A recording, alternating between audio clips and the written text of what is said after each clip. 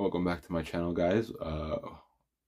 Happy New Year's. It's now 2025 as I'm recording this. And basically, today I want to talk about a problem in the gaming industry. Before I get into it, though, I am still sick. I'm not forcing this voice.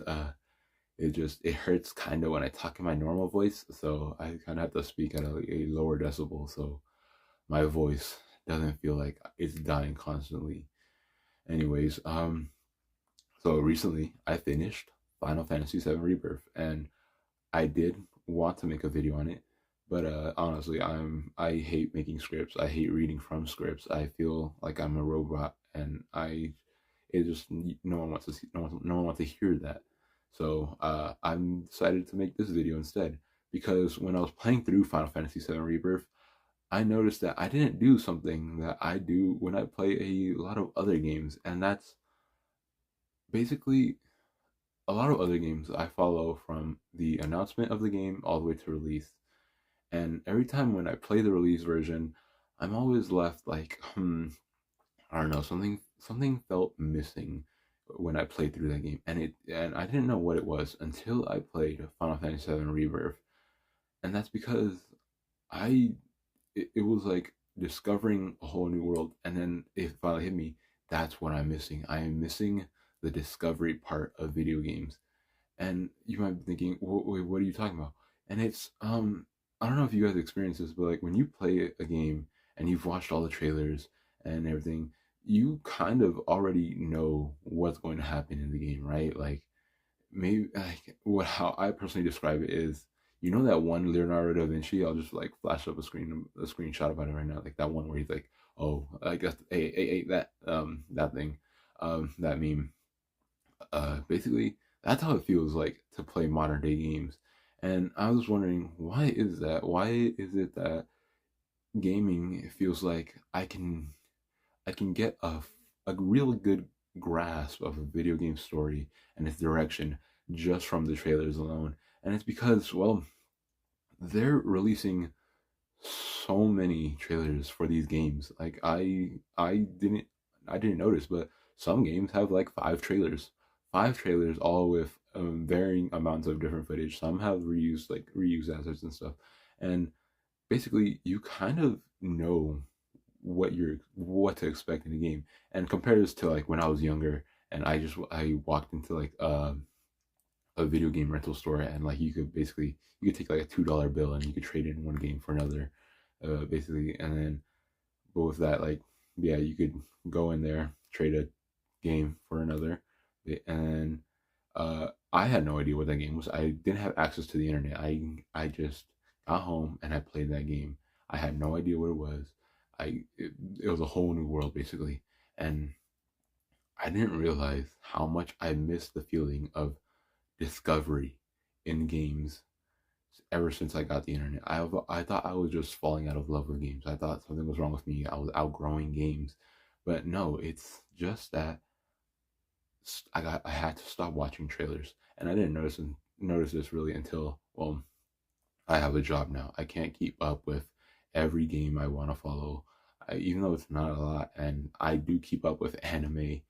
As you can see, every Sunday I post the Weeb News Weekly show.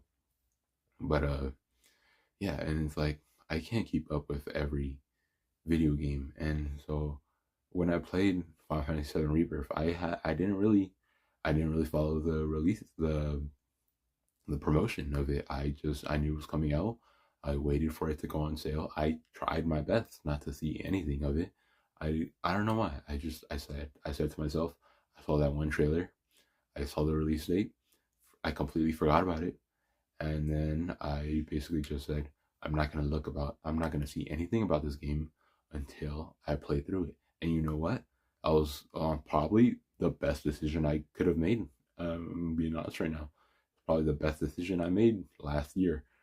It was a really shit year.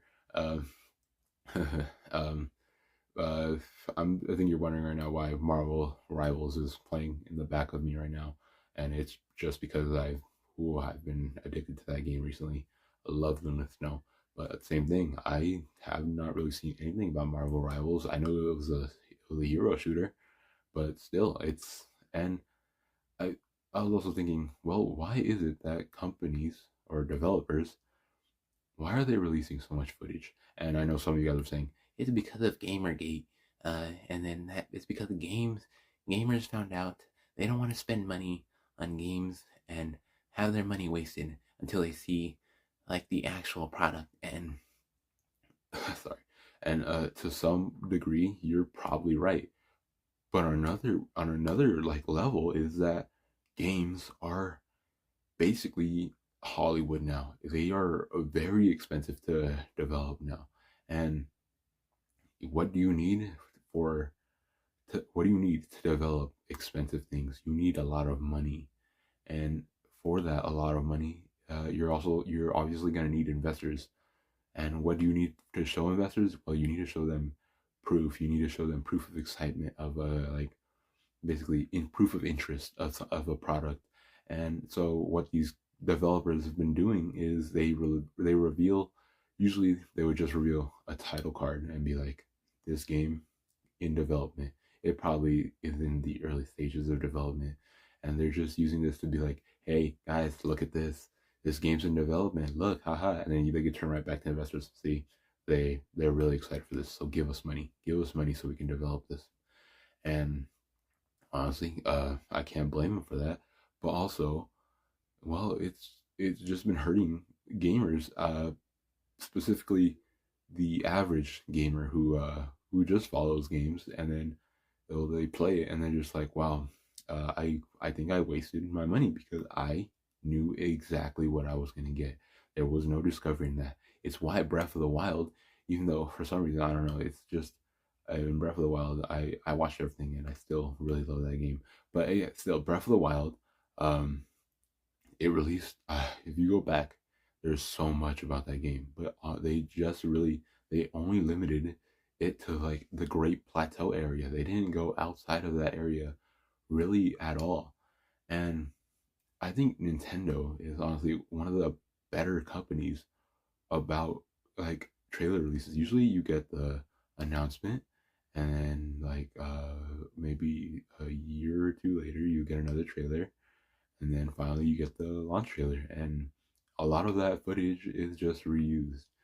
And I feel like my voice is coming back, but it still kind of hurts when I talk, when I try to switch to my normal voice. So I'm just gonna keep talking like this. And the Nintendo, well, usually you don't have to wait 5 years for a game. Metro Prime 4. But yeah, usually their turnaround on games is rather quick. And why is that? And it's because Nintendo has all the money they need. They don't need investors. They have their own systems. They have their own development teams. They can do whatever they want because Nintendo does what PlayStation can't. That's the new model now.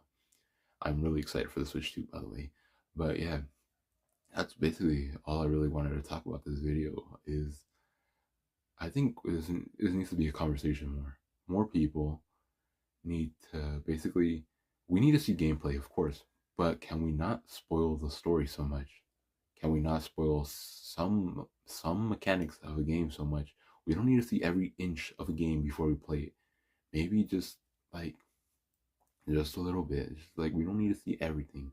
Or maybe that's just me. Maybe I should just see an announcement and then just leave it alone and not touch any trailer whatsoever. It's gonna be hard because I am really excited for Kingdom Hearts 4.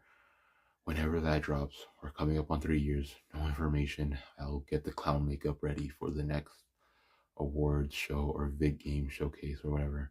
But yeah, that's all I really want to talk about. I hope you guys think about it too, and maybe this is giving you guys something to think about. I don't know. Yeah, that's it. Peace. I still don't know how to peace on this model, so yeah, peace. Marvel Rivals, really fun.